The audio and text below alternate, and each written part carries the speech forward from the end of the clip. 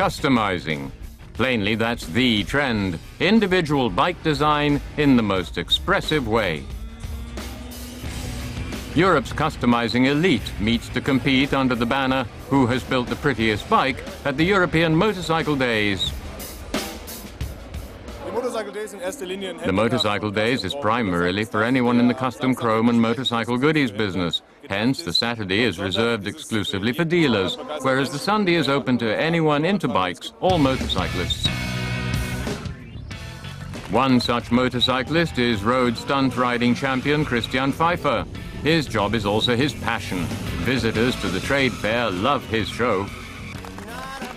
For a change today, burnouts and wheelies are not what we're interested in. We want his opinion.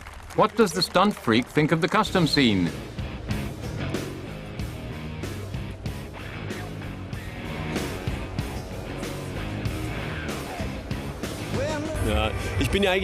Well, actually, I'm not really familiar with this scene. But from what I can see here, it really is incredible. It's totally first class. Really fantastic motorcycles. All styles are featured here. You can't see enough of them, I don't think. Customizing is not about individual style elements, rather about the different styles as such. They learn what a lowrider is, what a bopper is, and what a chopper is.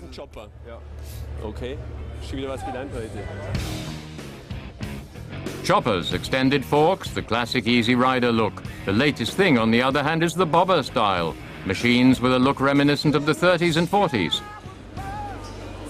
The whole thing actually only becomes interesting once you take a closer look at these things.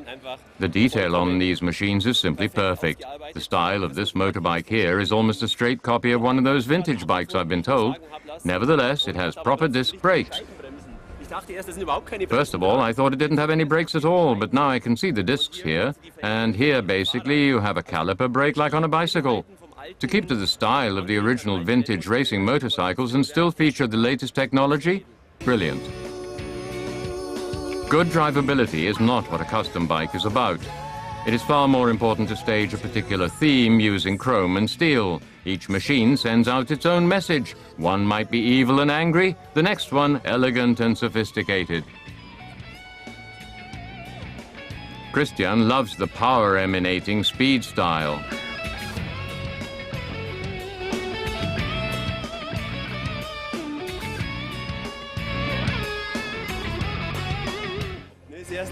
Really stylish. This is my favorite. I like the Violator best. That one at home in my living room, wouldn't that be something? Although Christian has never driven a bike like this before, he can well imagine having a go on one on a closed-off section of the Autobahn. Only professionals perform at the European Motorcycle Days. However, the scene's survival depends on Joe Public modifying his bike back home in his garage. The most exclusive parts, like this spokeless wheel construction, however, are reserved for the conversion professionals. These one-off parts are usually not for sale. So mere mortals are left with the abundant accessories market, but the dream of your own special creation can still come true. See, kit bikes. Kit bikes are basically motorcycles which are delivered wholesale as one product number to the dealer. We then build it once to show what it could look like, as you can see behind me here. Then the dealer can customize the bike according to the customer's requirements.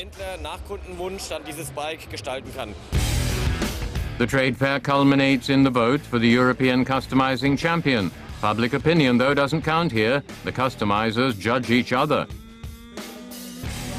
It seems they like to keep themselves to themselves. Do we detect a bit of snobbery here? Already the exhibits have reached prices of mind-blowing proportions, unaffordable for the average biker. In theory, anyone who fancies spending that much money and enjoys it could buy this stuff. I wouldn't mind either if I didn't have any family. If I could start all over again, I might maybe do things differently, not start a family, although I do really enjoy having a family, okay? I don't own a Harley. I'm much too poor for that. I'm on the dole. I drive a Dragster 650. Only people who have far more money than I have can buy the machines you see here. It's not that I wouldn't like to, but I couldn't even afford the paintwork. Guck mal, das ist der Lack, ich kann mir nicht mal eine Lackleiste. Was denkst du, die Maschinen, die hier stehen, wer kauft sowas? I think only very few people actually buy the machines you see here. Most of these are only exhibits. You can't really drive them. That's exactly it. With their machines, the exhibitors show what is technologically possible, assuming that money doesn't matter for a change.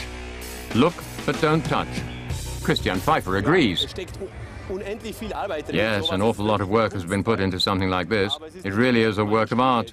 But it's not necessarily my style. It's something to look at. Really, I personally prefer motorbikes you can ride properly. That's why I prefer my Ducati, obviously. But it's fantastic to look at these, of course.